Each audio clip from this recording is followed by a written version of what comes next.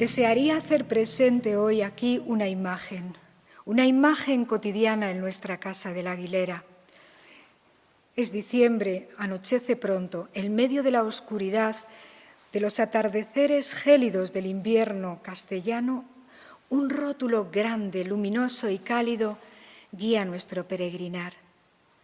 La gloria de Dios es el hombre viviente, la vida del hombre es ver a Dios.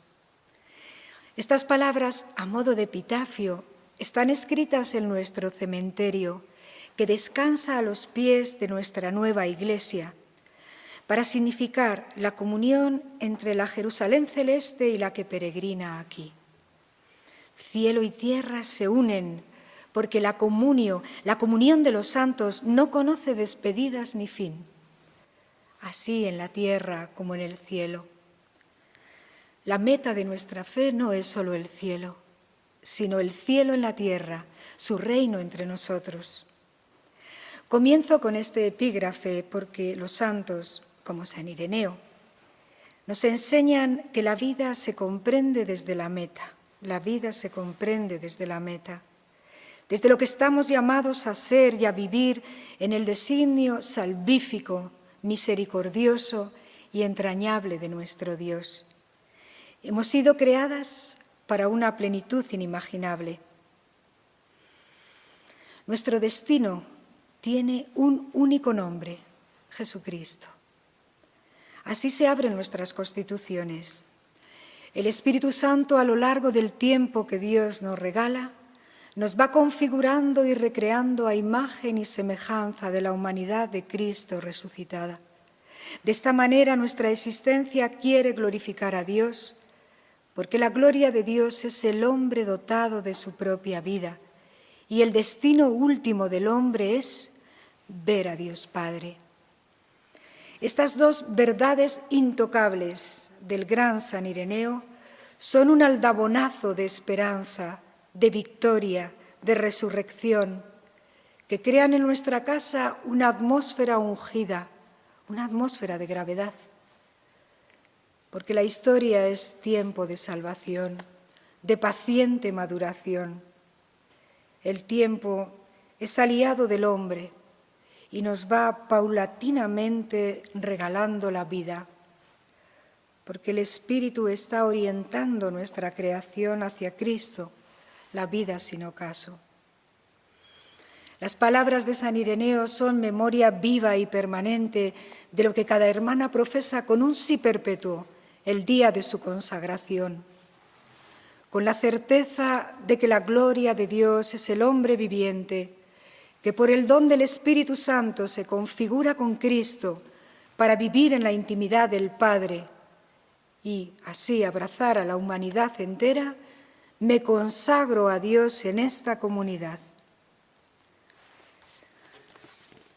Un Dios trino, Padre, Hijo y Espíritu Santo, volcado en su criatura, que se hace mendigo de nuestro deseo de felicidad.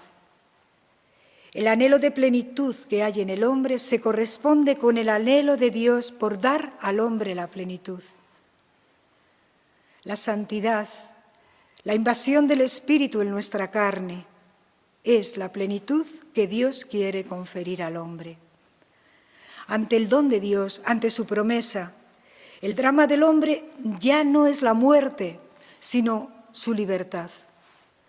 Cuando la promesa de Dios se olvida, el hombre se mueve entre dos polos fúnebres.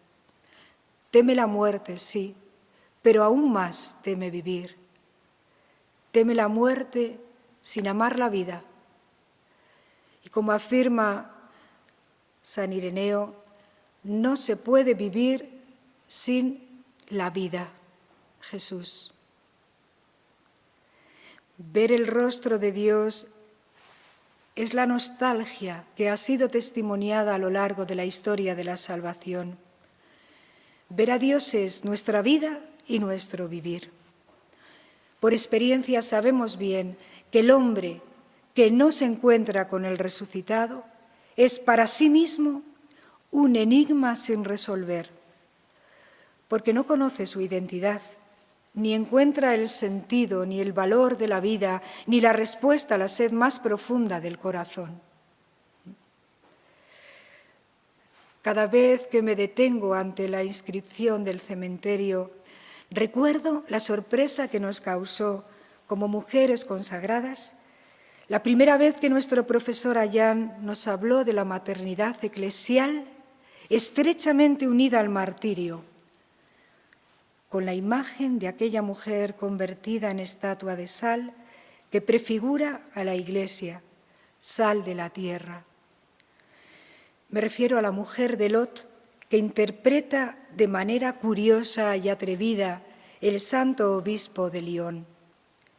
Esta mujer, que ha sido dejada en la tierra por el esposo como una columna de sal, entre la vida terrestre y la vida celeste, pertenece a la tierra de donde sale y al cielo a donde mira. La Iglesia, firmamento de fe, confirma, sostiene y afianza a sus hijos. Persevera en el amor hasta el fin de los tiempos y engendra hijos con dolor para el reino de su esposo, cuando, en apariencia, los pierde para sí en la persecución. La Iglesia permanece en pie con la integridad de una madre trabajada en esta tierra, que envía a sus hijos mártires hacia Cristo, su esposo, para salvarlos. Nosotras sabemos bien, desde la experiencia personal de rescate y de sanación, que nada somos sin la maternidad de la Iglesia, tierra de vivientes. Por eso, ante el sufrimiento del hombre roto por la falta de Cristo, arde en nuestro corazón el deseo de que la Iglesia forme en nosotras su maternidad en ofrenda martirial. Suplicamos que el Espíritu, sal vivificadora en nuestra carne, se extienda como un impetuoso torrente al océano de este sediento mundo, para que nuestros hijos sean conservados en vida y tengan, aún sin saberlo, la incorruptibilidad. Hemos sido invitadas a dar un testimonio sobre San Ireneo, porque le amamos, que hemos recibido de él, porque hemos elegido como patrono de Jesu Comunio a un Santo Padre de los primerísimos siglos. Pero antes de decir quién ha sido San Ireneo para nosotras, creo necesario compartir unas breves pinceladas de mi camino hasta el encuentro con este gran Padre y Maestro, al que conocí ya dentro del monasterio, como más tarde expondré. Imposible olvidar el impacto que me produjo a mis 17 años ver literalmente una alfombra humana de jóvenes tirados por tierra, víctimas del alcohol, de la droga, sin poder sostenerse en pie, derrumbados, desorientados, arrollados por las vanas promesas de felicidad que ofrece el mundo. Sí, el impacto de una alfombra humana de sinsentido, de despersonalización, de sufrimiento, de soledad inmensa. Recuerdo acostarme llorando tantas noches. Me preguntaba, ¿para esto hemos sido creados? Era un llanto de sed. ¿Cuál es el sentido de la vida? ¿Cuál es el sentido de la vida? Yo tenía raíces cristianas por herencia y por testimonio de mi familia, pero también sufrí la rebeldía del adolescente que ve a Dios como un límite a su libertad, un límite que cree que ha de saltarse para poder ser uno mismo y que nadie atente contra sus planes. Pero nuestra sed más honda no tiene alternativas. El hombre no solo tiene sed de Dios, el hombre es sed de Dios. Y la sed de Dios solo la calma Dios. La sed de Dios solo Dios puede calmarla. Tantas veces el hombre busca y va tras la plenitud, la felicidad, incluso cuando se equivoca y peca. Por eso la larga paciencia de nuestro Dios nos deja siempre en el camino de vuelta al paraíso, donde podemos ver lo que hemos perdido, lo que en verdad anhela el corazón. Y el Padre siempre mantiene la esperanza de nuestro retorno y se vale incluso de nuestras rebeldías para que al conocer por experiencia que la desobediencia es un mal que nos quita la vida, no volvamos a intentarlo nunca jamás. Muy pronto descubrí que el cristianismo es la respuesta a lo que la criatura anhela, muy pronto. Y un hecho marcó mi retorno a la Iglesia. En un golpe de rebeldía me fui de casa con unos amigos y aterricé en Francia. Buscamos un alojamiento para dormir y encontramos un motel muy barato en Burdeos. A medianoche, una joven con la cara ensangrentada pedía auxilio. La habían pegado. Nadie me quiere, sollozaba. Mi vida es un infierno. No tengo a nadie, no tengo a nadie. Le pregunté de dónde venía y me dijo, yo trabajo aquí. ¿Y tú?, me preguntó ella. ¿Es que no sabes dónde estás? Ese, ¿dónde estás?, era como una voz dentro de mí. Y yo misma pensé, ¿dónde estoy?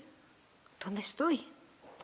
Era una voz en mi interior llena de ternura, una llamada del Padre a volver, un testimonio de que Dios jamás deja de salir al encuentro de su criatura, jamás puede abandonar la obra de sus manos.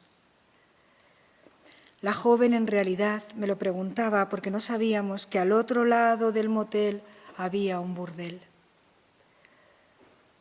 ¿Cómo te llamas?, le pregunté.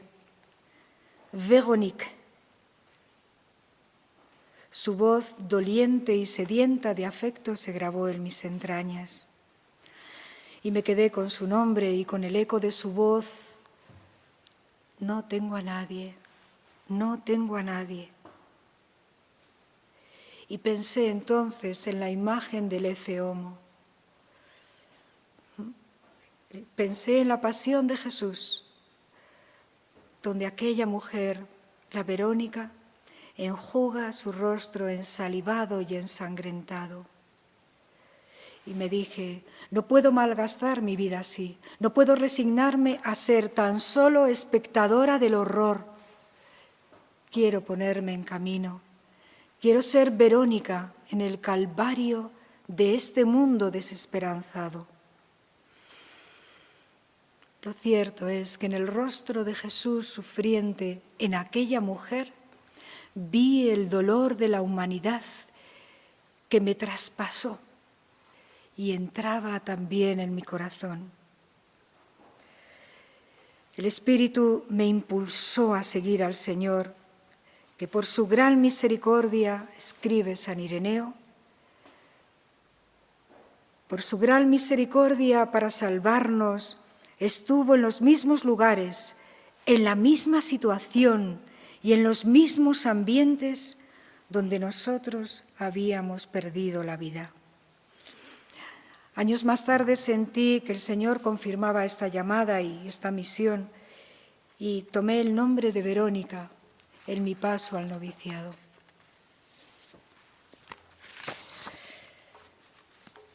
La entrada en el monasterio. En 1984, arrasada por el Espíritu Santo, ingresé en el monasterio de las Clarisas de Lerma, en España. Tenía 18 años. Verdaderamente que la llamada de Dios es potente.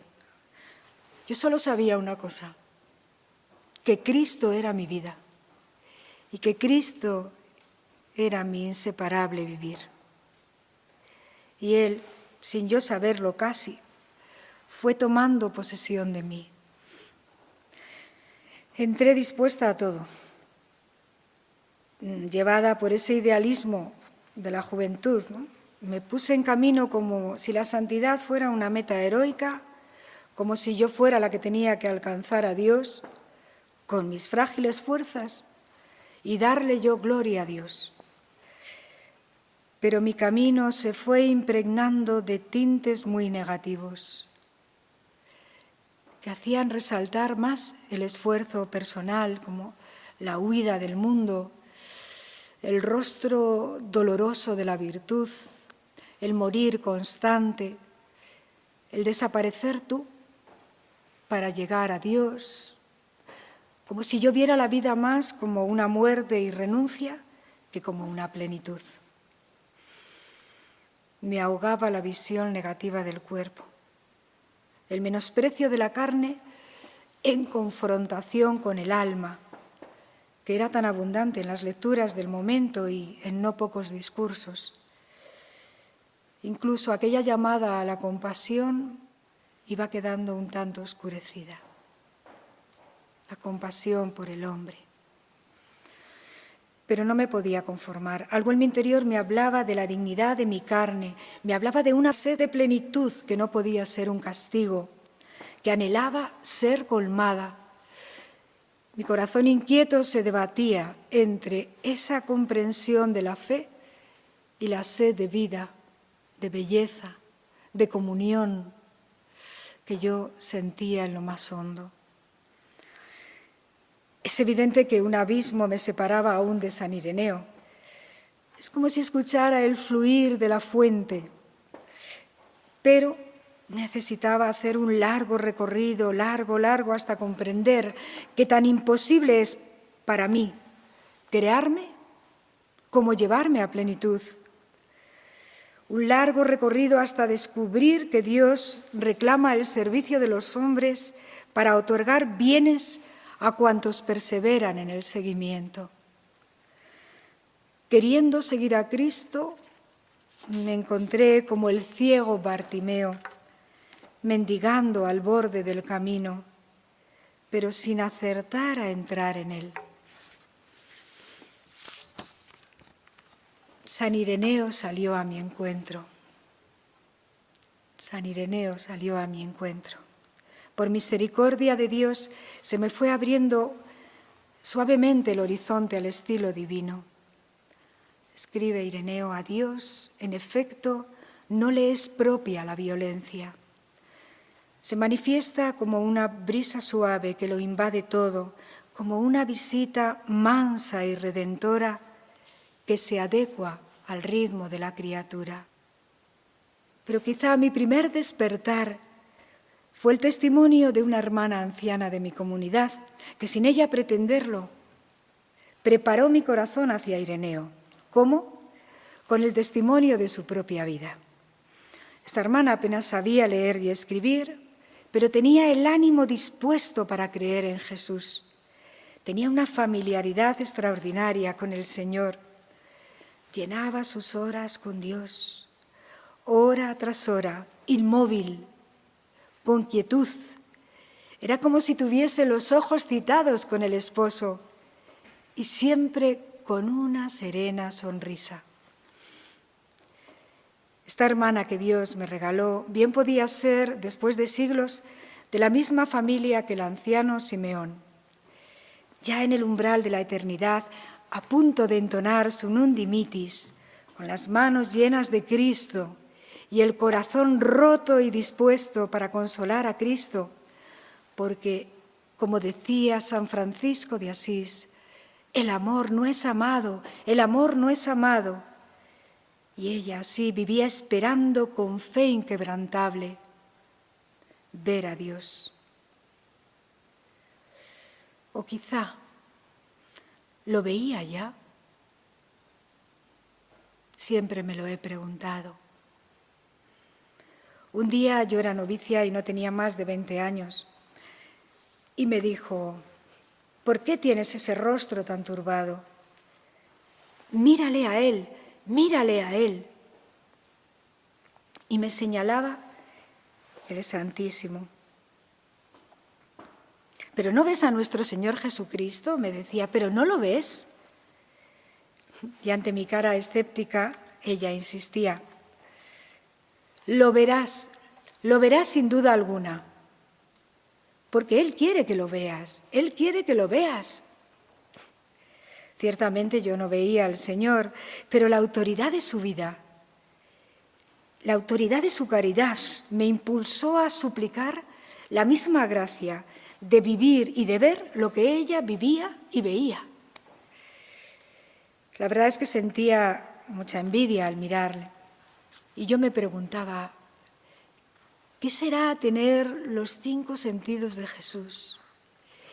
¿Qué será ver en Él, escuchar en Él, abrazar en Él, gustar e inspirar el aroma de Dios? Así, buscando respuesta a mi sed, comencé a devorar los libros de la biblioteca. Al leer las vidas de los santos, la santidad se me hacía cada vez más imposible de alcanzar. Imposible e inalcanzable. No me sentía capaz de tal batalla. Pero un día, entre los libros, encontré uno del teólogo von Balthasar y leí, fascinada. Bodas y gloria van juntas. Él ha inventado la maravilla de la Eucaristía. Él está en ti y tú estás en Él. Una fiesta de bodas, un cuerpo se da en sacrificio a otro cuerpo eucarísticamente. Sucede el milagro por el que el amor divino y el humano se encuentran. Más aún, existen el uno en el otro. Pues en el Espíritu Santo, los 2 cuerpos, el del creyente y el de Cristo, son ya nupcialmente una sola carne. Y von Balthasar citaba muy frecuentemente a un santo del siglo II. Escribía así: la teología de Ireneo no deriva de un saber erudito, sino de una mirada creadora. Comienza con el ver. Ver a Dios es el signo distintivo de los creyentes. Esta es la gloria del hombre. La gloria del hombre es perseverar y permanecer en el amor sumiso al Dios que obra, que todo lo dispone para el hombre por amor. En el paciente estar ante Dios consiste toda la fatiga y la virtud cristiana. Y al ver que eran citas de San Ireneo pensé, anda, pero si este es el santo del breviario, el que me llamó tanto la atención cuando leí. El hombre por sí mismo no puede ver a Dios, pero Dios libremente, por amor al hombre, se deja ver en su Hijo, se deja ver en su Hijo, cuando Él quiere y como Él quiere. Los hombres, pues, verán a Dios y vivirán. Así, de la mano de von Balthasar, fui conociendo a Ireneo. Y comencé a leer algunas de las páginas de este padre de la Iglesia y me fascinó su antropología, que aborda directamente el misterio divino del hombre de barro, la belleza y la armonía de la verdad sobre Dios, el hombre y la creación.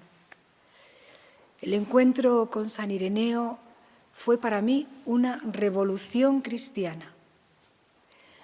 No es que el cristianismo que yo vivía antes no fuese auténtico, pero San Ireneo me hizo repensar la fe, replantearme la manera de vivir y de ver el cristianismo.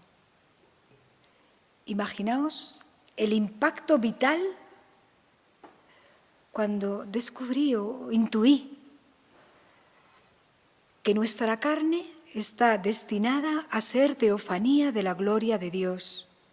Nuestra carne, teofanía de la gloria de Dios, que en la criatura se hace presente Él, su bondad, su verdad, su belleza. Que Dios no creó, que estamos siendo creados ahora, que el hombre no fue hecho, sino que estamos siendo hechos ahora.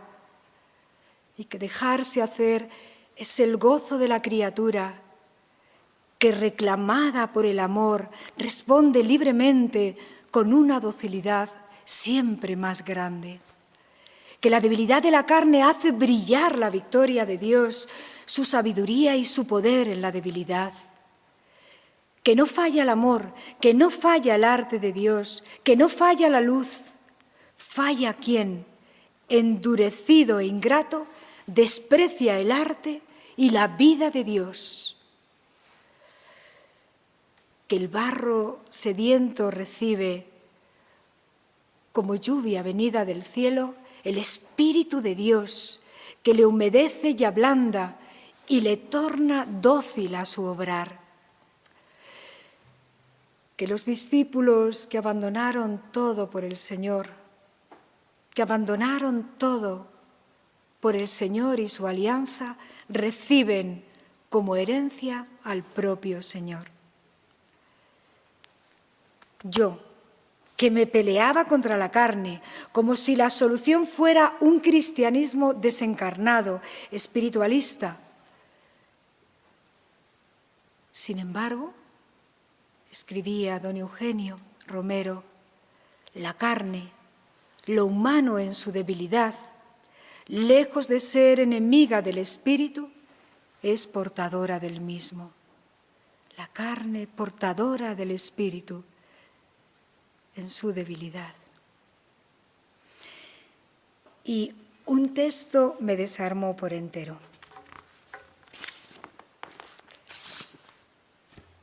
Escribe San Ireneo, que tu Dios, tu Creador, te unge por dentro y por fuera, te adorna y te embellece de tal manera que el propio Rey llegue a codiciar tu hermosura. ¿Qué predilección de amor experimentaría San Ireneo para hacer esta afirmación? Tu Creador codicia tu hermosura.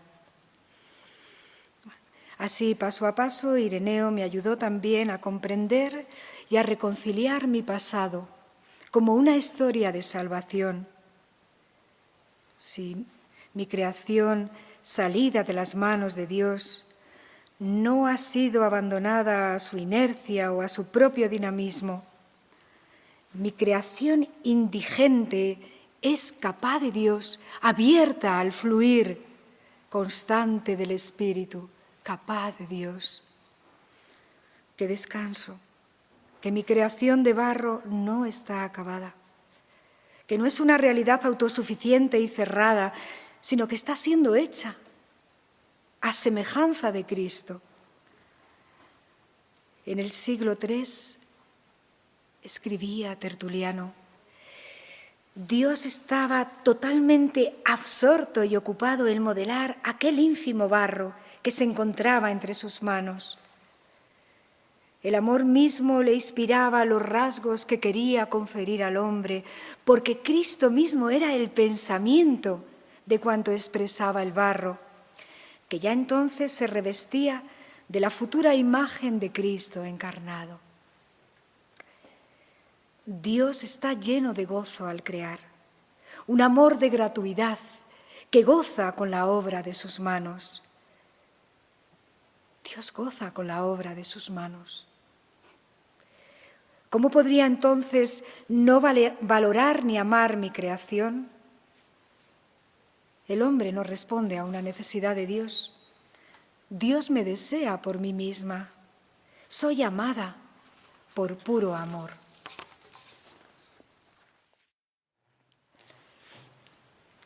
Casi sin darnos cuenta, nuestra comunidad se iba disponiendo para acoger un carisma naciente. En trato asiduo y continuo con San Ireneo, como una tierra cultivada pacientemente, muy pacientemente, por el Espíritu. Don Eugenio Romero, obispo auxiliar de Madrid y testigo del don que fue aconteciendo en nuestra comunidad, nos escribió en una carta próxima ya a su Pascua definitiva. Tengo para mí, queridas hermanas, que algo muy nuevo está apareciendo con vosotras. Es Él el que se acerca con las que llaman a vuestra puerta, Él las atrae y las trae. Dejad que entren para que vean con sus propios ojos la atracción irresistible del Padre, del Hijo y del Espíritu Santo. Que vean la fuerza del cielo. Dejad que amen al amor y que Él sea el amén de vuestras vidas. Para expresar con inmensa sorpresa y gratitud el florecer de vocaciones que se dio a partir del año 1994 en nuestra comunidad, me valgo de la analogía que hace San Ireneo sobre ese pasaje evangélico: donde está el cadáver, se congregarán los buitres. De todas partes convoca Dios a sus hijos, como ya había profetizado Isaías.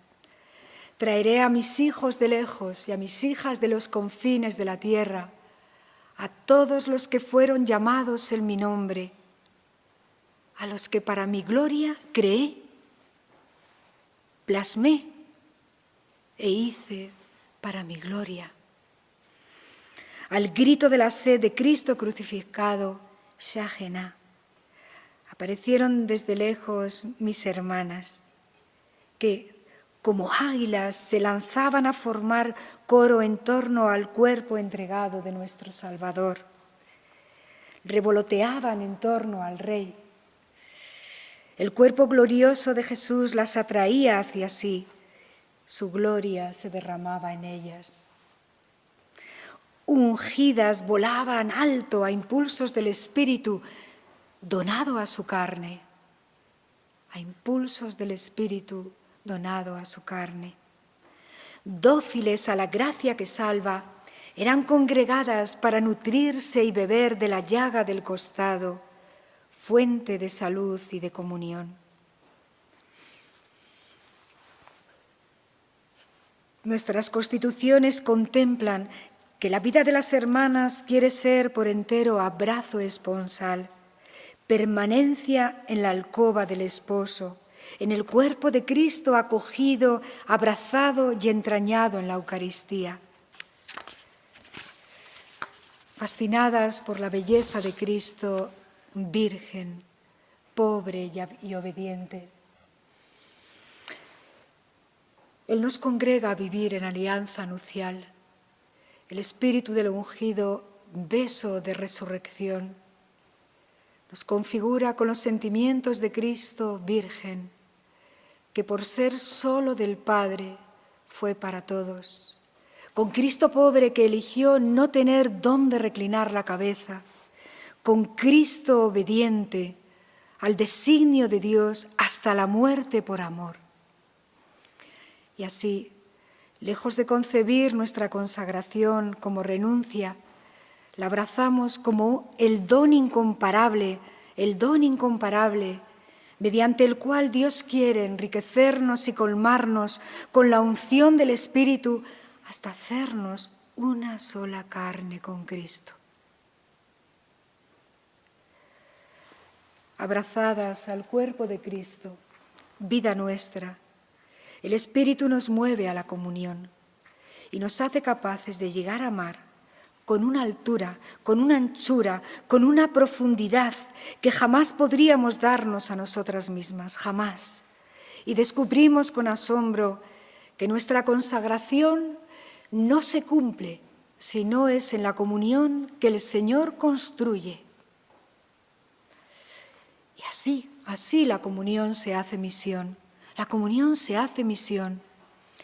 Y nuestra casa se siente llamada a ser hogar con entrañas de Eucaristía, donde se vive del misterio del pan partido y de la sangre derramada por la vida del mundo. Llamadas a ser casa encendida, donde se espere siempre al Hijo que vuelve desorientado, que vuelve malherido, roto. Nuestra casa se siente llamada a ser posada del buen samaritano, donde se siga ofreciendo descanso y sanación. El 8 de diciembre de 2010, el Papa Benedicto XVI dio su aprobación a Jesu Comunio. En el año 2015 las hermanas solicitamos con un mismo sentir que San Ireneo fuese el patrón de nuestro instituto. Y la Congregación para el Culto Divino nos lo confirmó con estas palabras: que tan excelso patrocinio contribuya a suscitar un verdadero anhelo de santidad. Los planes de Dios son sorprendentes, infinitamente más altos que los nuestros. El Espíritu siempre nos ha precedido con su creatividad y con su generosidad, y todo lo hace de un modo inesperado y de la forma nunca imaginada. Por eso avanzamos con la plena confianza de que el que inició esta obra, Él la llevará hasta el fin. Conscientes también de que el don de Dios es a la vez promesa, pero también tarea. Y cuando pienso en el nacimiento de Jesu Comunio y en las realidades eclesiales tantas que a lo largo de los siglos ha suscitado el Espíritu Santo, se me hace presente la incomparable ternura y caridad de Dios. Y me viene el recuerdo del pasaje que comenta San Ireneo en el libro 4, donde ve el amor de Cristo por su Iglesia prefigurado en la predilección de Jacob por Raquel. Todo lo hacía Jacob por la joven de hermosos ojos, Raquel, que prefiguraba la Iglesia por la cual padeció Cristo. Tan enamorado estaba Jacob de Raquel que supo pasar por todo para desposarla. Trabajó y aguardó largos años, que por amor le parecieron unos pocos días.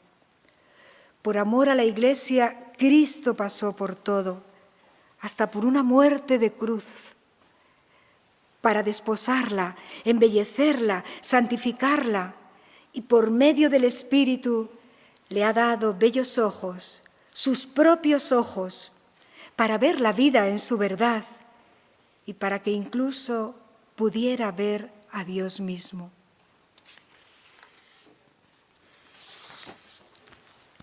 Es indescriptible lo que supuso la llegada de San Ireneo a nuestra vida. De él aprendimos a hacer carne el Evangelio, a gustarlo, a sumergirnos en su riqueza insondable y a contemplar en la Encarnación cómo el Hijo de Dios, el Maestro, se hace discípulo para enseñarnos a nosotros la misma vida de Dios, que Dios, todo un Dios, se abaja a la pequeñez de su criatura y se nos da tal y como podemos verlo y podemos escucharlo.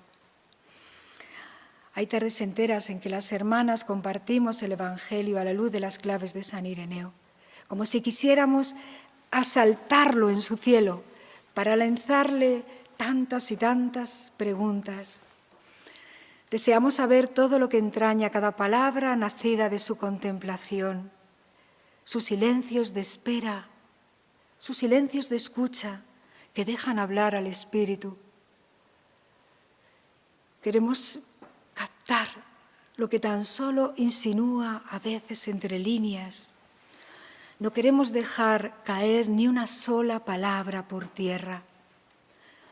Alguna novicia también más atrevida le pide que nos desvele alguna novedad de esas que se conversan en la casa del Padre, como él ya había intuido en esta tierra. Suplicamos su mirada ungida de Dios para ver como Él a Dios mismo. Porque el amor quiere tener a la vista el amado, contemplarlo largamente, contemplar la persona humano-divina de Jesús y conocer cómo vivió en la tierra, cómo miraba, cómo escuchaba, cómo enseñaba, cómo se compadecía de la multitud, ver obrar sus milagros, cómo se retiraba a orar, sus noches de oración con el Padre. Sí, contemplar su humanidad inclinada a los pies de los suyos, mirar al que traspasaron, como dice Ireneo, en el leño del martirio, en el leño del martirio. Contemplar y ver al resucitado caminando en nuestra tierra. Afirmaba San Ireneo, no cesaremos nunca en el amor a Dios, sino que cuanto más le contemplemos, más le amaremos.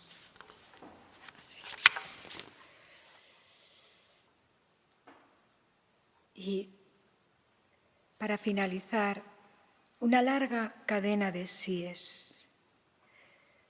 Una larga cadena de síes. Jesucristo es el mismo ayer, hoy y siempre. Escribe la carta a los hebreos. Es tan estremecedor el avance del cristianismo que, impulsado por el Espíritu, se ha ido transmitiendo en una cadena ininterrumpida de comunión eclesial desde los apóstoles hasta hoy. Jesús llegó a nuestra vida a través de María y del Evangelio de los 12.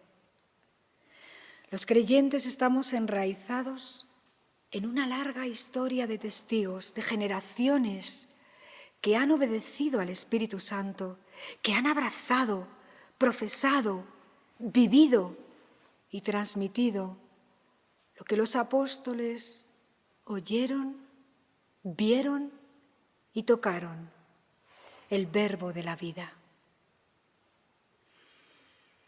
Policarpo recibió el Evangelio de Juan, el discípulo amado, y de los demás apóstoles que vivieron con el Señor. E Ireneo recibió el Evangelio de Policarpo. Tanto sorprendió al joven Ireneo el encuentro con este cristiano vivo, radiante, que él mismo testimonia. Lo que aprendí de niño ha ido creciendo con mi alma y se ha hecho uno con ella. Tanto que puedo incluso decir el lugar en el que Policarpo hablaba del Señor, su ir y venir, su forma de vivir, su aspecto físico, los discursos que hacía al pueblo, cómo describía sus relaciones con Juan y con los otros discípulos que habían visto al Señor, y cómo recordaba las palabras de unos y de otros. Lo escuchaba todo con atención y lo anotaba, pero no en papel, sino en mi corazón. Y por la gracia de Dios siempre lo estoy meditando fielmente. Lo anotaba no en papel, sino en su corazón. Lo que hizo San Ireneo a lo largo de su vida no fue más que dejar madurar y crecer lo que había sido sembrado en su alma de niño. No dejó que se ahogase la semilla que había plantado en su interior el bienaventurado Policarpo, discípulo del Señor.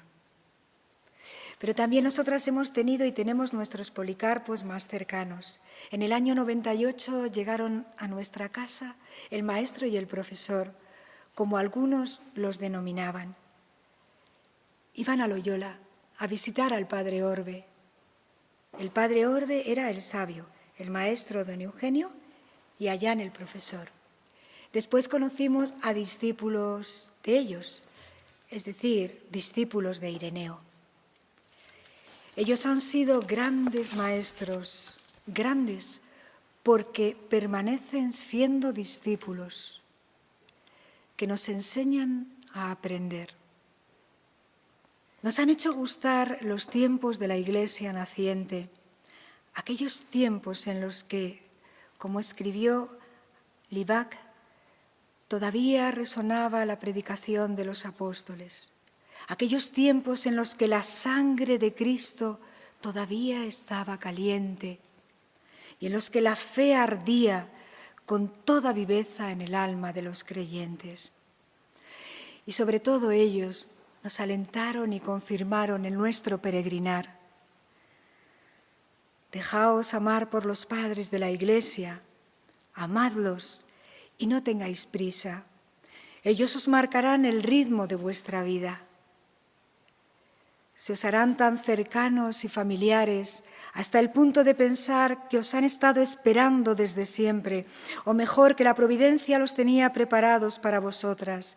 Mirad con sus ojos, los de los santos padres, para que, confundiéndose vuestros ojos con la de aquellos testigos, podáis contemplar un horizonte inimaginable, inesperado, increíble. Que vuestra mirada sea la de aquellos que han mirado y exultado. Tengo la convicción de que vuestra casa es un lugar escogido para vibrar con la permanente novedad de la gran tradición. Don Eugenio. Hemos sido insertadas en una larga cadena de síes, de personas concretas que tienen nombre, que tienen rostro y que nos han engendrado a la vida de Cristo y de la Iglesia. Nuestro agradecimiento inmenso a nuestro incansable e incondicional profesor Juan José Ayán. Lo primero que nos advirtió fue que la teología de San Ireneo es una teología para ser vivida, y así es un canto a Dios creador. Su único deseo es que encarnemos el don que ha cogido su vida por entero. Y no puedo dejar de nombrar a la que ha sido guardiana, custodia de este carisma de comunión, la Madre Blanca, colaboradora materna de las manos de Dios, que nos ha formado y nos ha sostenido.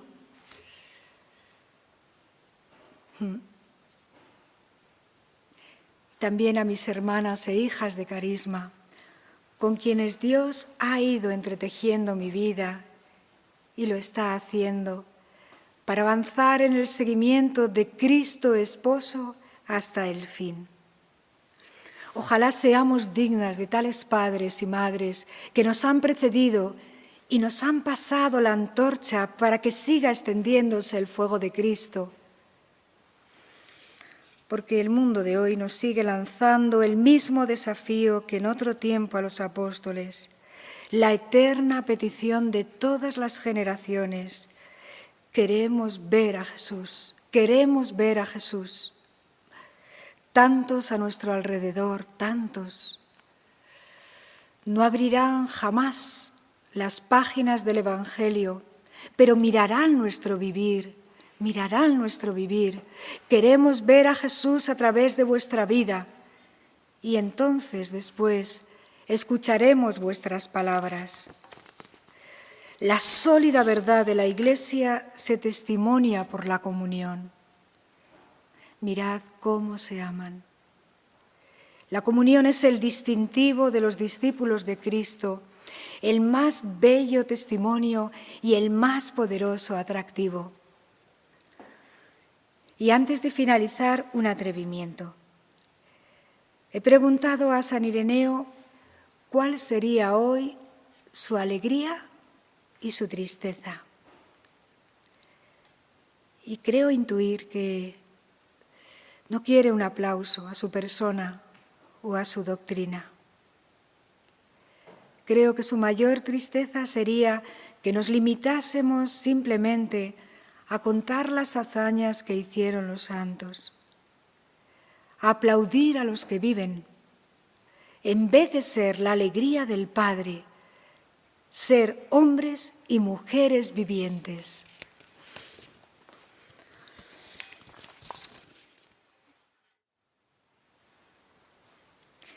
El Rey, manso y humilde, entra en su ciudad amada.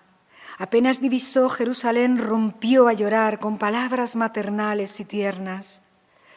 Cuántas veces he querido reunir a mis hijos como una gallinita reúne a sus polluelos bajo sus alas. Y tú no has querido. Cuántas veces, repetidas veces, muy a tiempo te visité con la gracia de mi libertad, pero tú no quisiste reconocer mi visita. He querido cobijaros bajo mis alas protectoras, estrecharos contra mi corazón, reuniros en unidad, pero no habéis querido, pero no habéis querido. No tenía para ti este designio de aflicción, pero tú no has querido tener parte conmigo. Ojalá comprendieras hoy el camino que conduce a la paz y al descanso, pero no, ahora está oculto a tu vista. Frente a mi insistente voluntad salvadora, tu insistente negativa, y ahora te encuentro en ruinas, desolada, deshabitada, zarandeada por el enemigo, tus hijos dispersos como ovejas sin pastor. ¿Qué más pude hacer por ti? ¿Qué más pude hacer por la niña de mis ojos? Mi hora está cerca, mi hora está cerca, pero conviene que siga adelante, hoy, mañana y pasado. El Rey avanza en solitario hacia la pasión. Se adelanta a entregarse en nuestras manos. Pronto será coronado y entronizado en la cruz. María acompaña al Hijo en su Vía Crucis, dolorosamente unida a su sacrificio. La misión de la Madre es inseparable de la vida del Hijo. La Madre aprendió de Jesús a guardar la hora fijada por el Padre, hora tan largamente esperada. Ella, en otro tiempo que con una prisa intempestiva suplicó el vino nuevo, deseosa de que los hombres participaran del cáliz eucarístico que su Hijo había de dar a los suyos, suplicó la promesa de Dios, el bautismo en Espíritu Santo y fuego. El ruego de la Madre se perpetúa en la Iglesia, porque los mejores hijos del grande y glorioso cuerpo de Cristo, como denominaba Ireneo a la Iglesia, bebieron el cáliz de la pasión.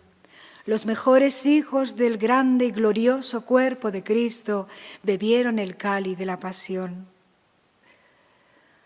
Bien conoce la Iglesia que peregrina en Lyon el amor hasta el extremo y la esperanza que animaba a sus mártires al derramar su sangre. Que ninguno se pierda, que ninguno se pierda.